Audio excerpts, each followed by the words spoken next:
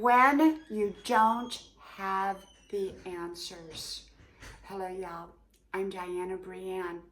We all like answers, especially if we have a problem. We want an answer.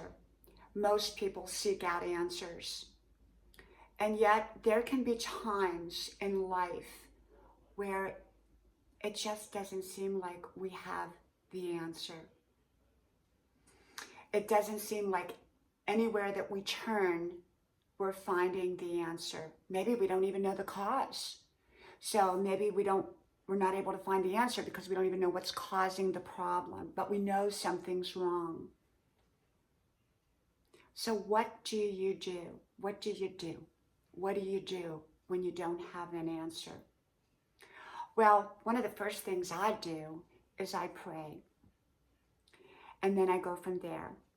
And if I've done everything I can to find the cause, to find the solution, to find the answer, and I'm unable to find it, of course, I turn to the right people that maybe can help me, whether they be professionals or otherwise. And if at that point, no one seems to be able to come up with the answer, then for me, I step back. And I do my best at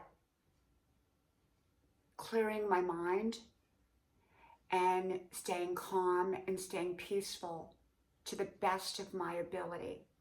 Now, some situations are easier to do that than other situations, okay?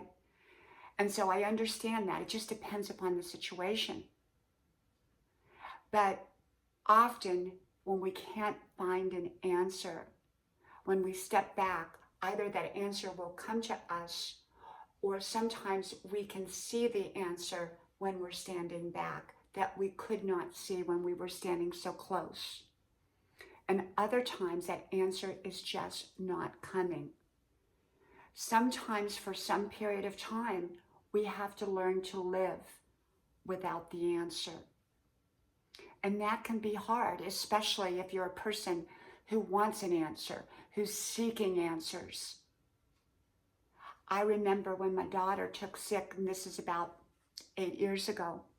She'd always been healthy, never an issue, ever.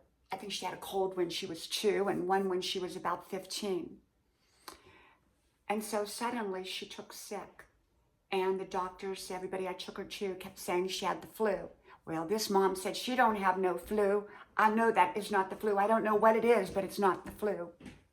Well, you know, what basically happened was, long story short, I went and kept going to doctor after doctor, and she was getting sicker and sicker. And so finally, what happened was I got to the point where I decided to take her back to the emergency room. And at the very same time, her doctor called and said, get her to the emergency room. Long story short, and I've done many videos on this, she ended up with a portal vein occlusion. And we had to rush her to a major university hospital. She had to go through major life-saving surgery. And she would not have made it had I not been the kind of mom that pursued the answers. I never gave up pursuing the answer, even when I didn't have the answer. Okay? And my being that kind of mom likely is what saved her life. And I've been in other situations where no matter what I did, I could not find the answer at that time. And I had to become peaceful, which was challenging for a person who was pursuing the answers. But when I had exhausted every avenue, I had to simply step back and rest and recharge and regroup. And that's what I had to do. And I had to wait on an answer. I had to simply wait. And not in every situation did those answers come right away, or even maybe at all. And yet I continue to be open to those answers. I continue to look for those answers and yet be at peace with not having the answer. And I can tell you, being at peace is challenging when you need an answer. Okay, but there can be times in life where we simply don't have the answer. And for me, that's when I do my very best at being peaceful and doing the very best that I can until the answer comes. From my house to yours, may God bless you. And I hope to talk to y'all soon again. Bye-bye.